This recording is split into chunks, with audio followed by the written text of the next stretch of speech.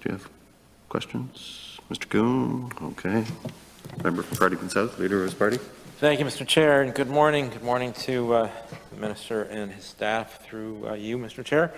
I just have a couple of questions. One of them is perennial, but it keeps recurring.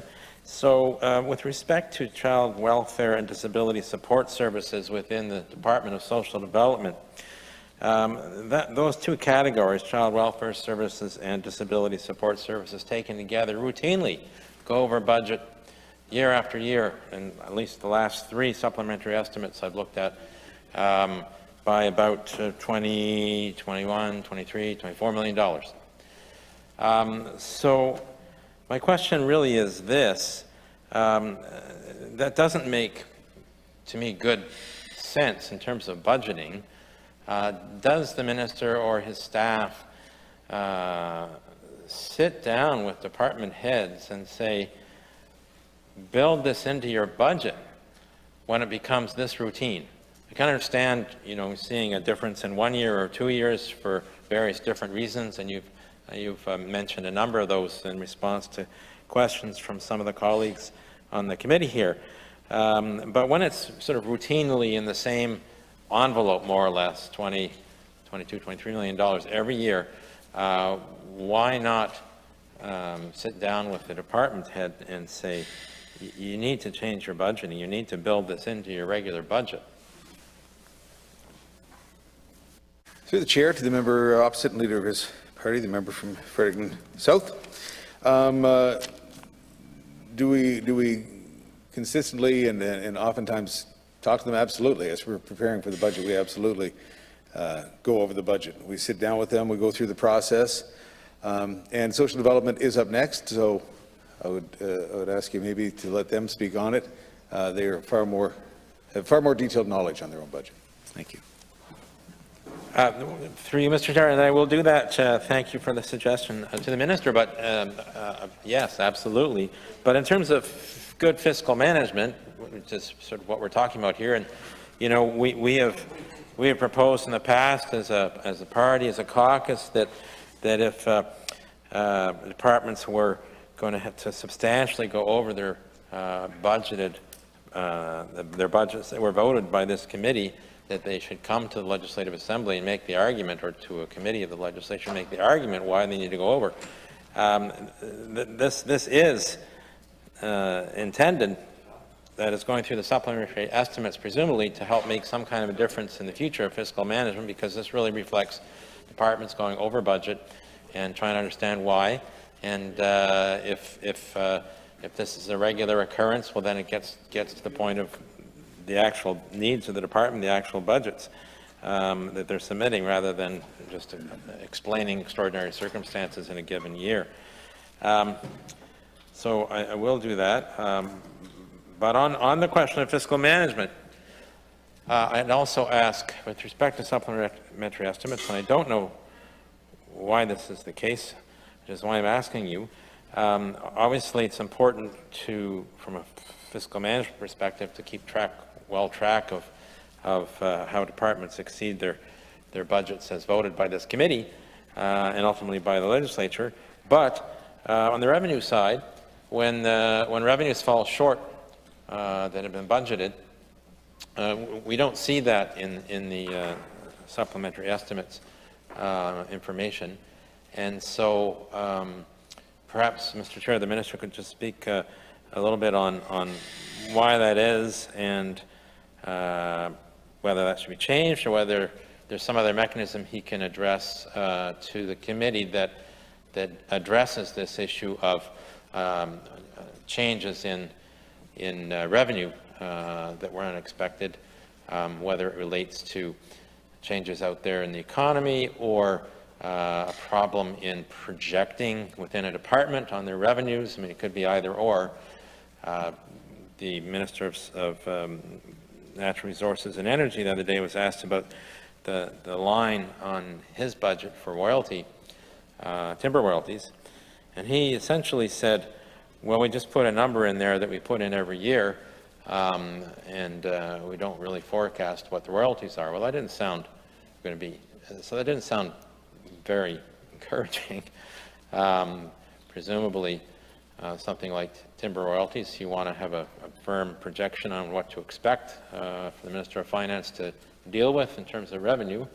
And the Minister in that case pointed out that usually the actual royalties look different than what they budgeted year after year. So that's a long-winded question, I apologize. But I'm interested in hearing from the Minister on how they deal with budgeted revenue items that end up being quite different than what was voted for in the budget.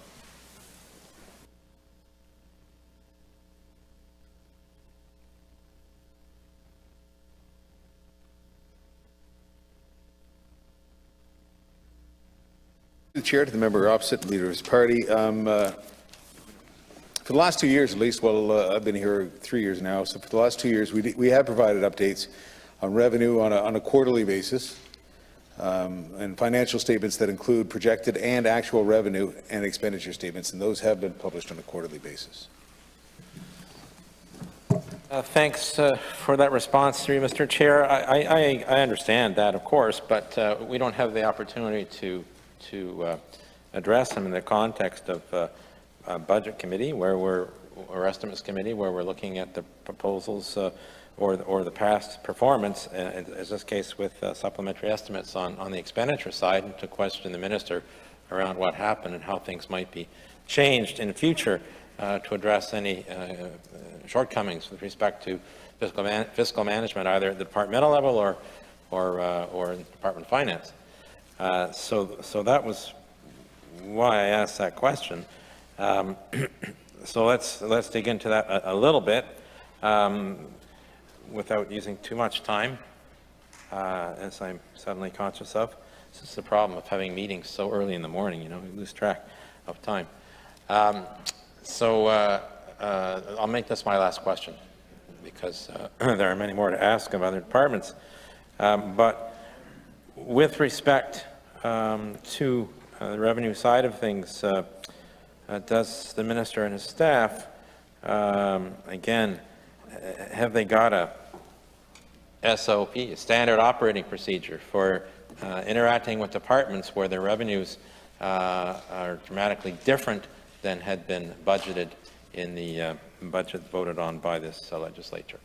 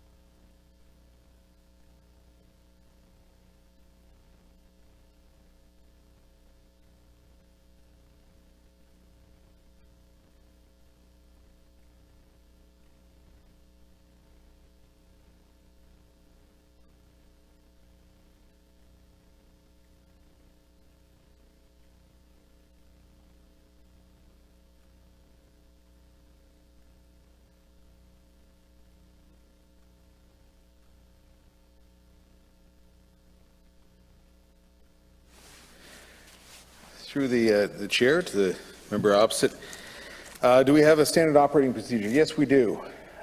We do regular monitoring with the departments, with every department. but there's always some revenue that's realized or not realized right away. Federal revenue is a good example where they announce it and then it has to pass through legislation and then it has to get dissected and sent down to the provinces. But that can account for why there's revenue changes later on, but that is why. It's civil accounting, so thank you. Okay, thank you through you, Mr. Chair, to the Minister and staff. Those are my questions, but let me just take a quick second since I'm on my feet in case any of the teachers at George Street Middle School have assigned their kids to watch, their students to watch budget estimates this morning, which would be kind of cruel. Just kidding.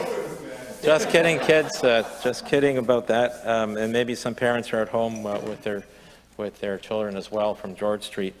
They're probably feeling a little anxious, and I just wanted to assure them that, like what their anthem says at George Street, the public health team, and there's a lot of people working behind the scenes right now, are fast and bold and brave, and they got your back. Thank you very much. Very well said. Are any further questions? Minister, do you have any closing remarks? I would certainly echo the thoughts of the member from Fredericton South. That is very well said, and yes, our thoughts go out to everybody, the whole province. As we continue to battle this variant, the variants that are coming in are a stubborn lot, folks, and we're doing the best we can, and we know that you are too, and so we'll send that out to the folks who are watching and participating today. Just another quick thank you to the staff. I know that the folks from social development are just chomping at the bit to get in here, so I don't want to take too much more time, but thank you all to the opposition. Thank you for the great questions. It's always a pleasure to come in here and dialogue without the political stuff. So I thank you for that very much. Thank you very much. We'll just ask the staff to step out and we'll carry on with our votes.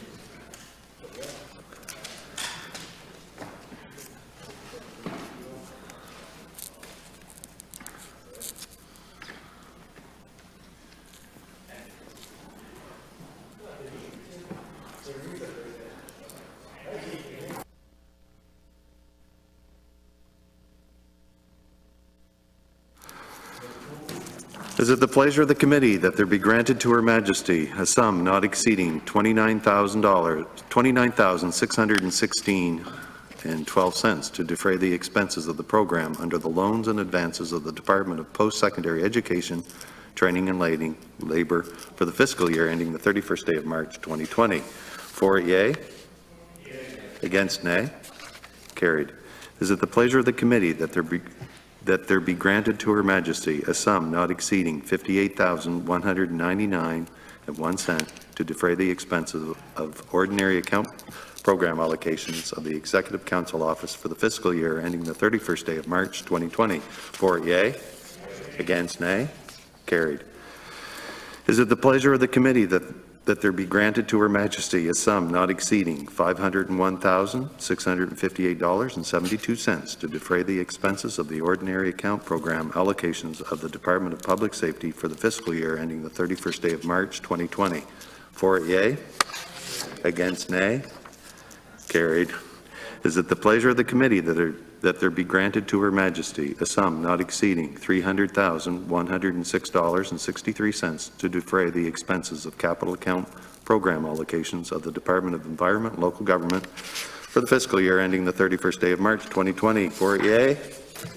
Against, nay? Carried.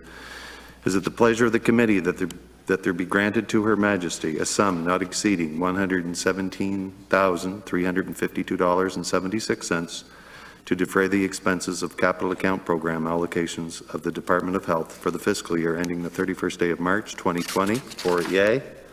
Against, nay? Carried. Is it the pleasure of the committee that there be granted to Her Majesty a sum not exceeding $56,953,630.94 to defray the expenses of the ordinary account program allocations of the Department of Post-Secondary Education, Training and Labour for the fiscal year ending the 31st day of March 2020? For it, yea? Against, nay. Carried.